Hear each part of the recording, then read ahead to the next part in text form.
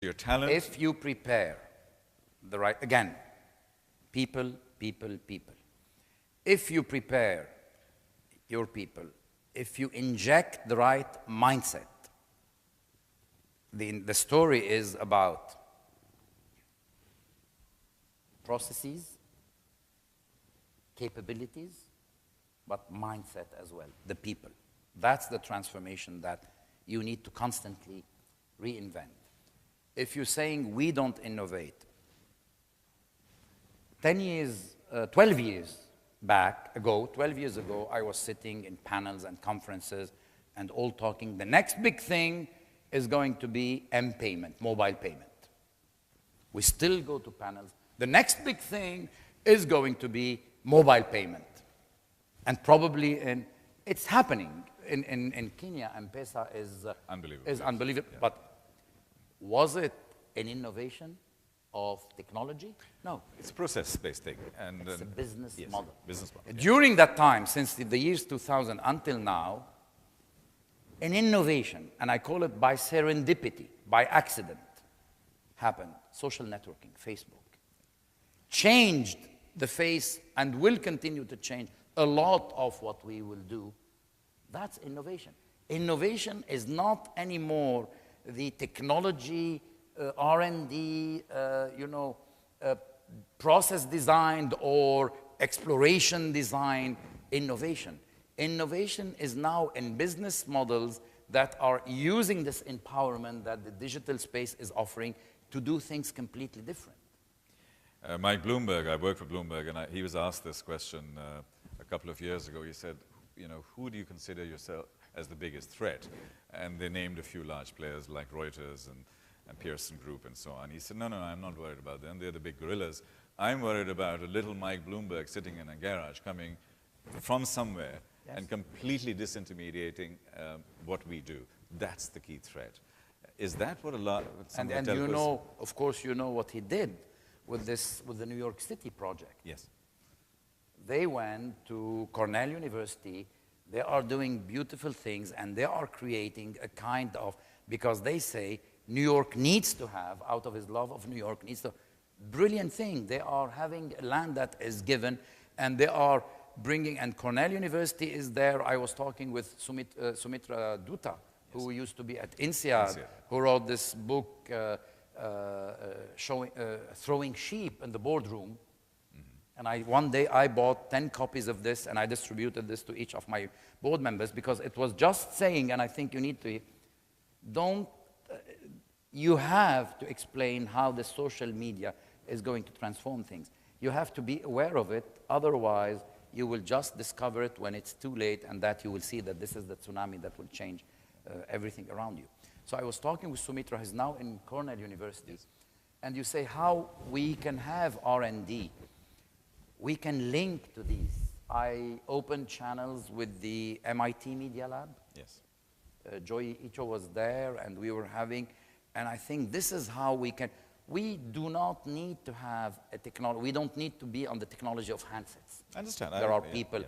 We need to think, what are the applications? What are the things that will bring innovation to the way our users are using things differently? And guess what? All humility. They will show us, they will hold our hand to take us there. It will not come by a design, an intelligent design that we will do. I'm convinced of that. Now, leading from there, and the final question in this segment, and that is about leadership. What is your core philosophy of leadership? What is the secret sauce that you have, that you sort of sprinkle with your companies and the people and all your stakeholders? What is that core thing on leadership? As they say, there are different type of leadership. We heard this in management courses. I feel humbled because I'm speaking in front of a guru on that leadership, so I better watch what if I say things that aren't. He will ask you questions after. I believe there is. He does laser coaching in 1-minute coaching sessions. So I should have. There is leadership by authority. You see styles of leader where is more authoritative. There is leadership by consensus. and there is leadership by, I call it adherence. Bring the people authority. I'm telling you, you have to do this. Consensus, come on guys, let's sit, why aren't you saying? And some people are very good, and they bring consensus, and there is leadership around, guys, can I make you follow me, trust me, follow me? I will make it happen. I did not have the choice of making it by consensus because I was in startups. I did not have the luxury of time. And I discovered that this is not even my temperament. And you made your company profitable in less than 2 years. And the way, yeah, I did not have the time. And obviously, my character, I'm a good storyteller, so I'm told. And I like telling stories. I love telling stories. So that makes it easy to say to people, guys, let me tell you the story of where, come with me. Let us tell this story. And it worked. And the recipe, I really care about people. Sometimes too much, in the sense that I think that I care about people more than people care about me, except my wife, who cares about me more than I care about her. But I shouldn't be saying this because I care about her a lot. But she's a great person, and she's much more generous than me. And she always tell me this, but it's not true. She cares really, really. So I care about the people. I care about the people who work with me. I care about the people that stop me in the street to tell me I have this problem. I care about my shareholders not because I'm paid by these shareholders, but because I really want them to see the right story. And I fight for the right story because sometimes maybe they don't see what's the right. You have to be a storyteller. Right. And since I'm an architect, I put myself, and this is a model that I explained, I drew it on a whiteboard to my people. I put myself in the center. I put here all the market forces, customers, distributors, industry players, etc., competitors. I put the governance part with all the components. I put my management team, the employees, the etc., the grooming leadership that I need. And then I put regulators, media, academia, etc. And on each of this, I built a process where I am sure that I have my radar screen. And on that radar screen, I need to ensure, I think when you are a CEO, you are in a position where you can't say, oh, I'm a CEO, I'm handling, and I can leave this. And the two things that I have directly my fingerprints to the despair of people working with me on that is the image of the company, and these two are kind of the brand. Yeah. I'm passionate about this, and the culture of the company, the people, and I'm passionate. And guess what? People is an intrinsic part of the brand.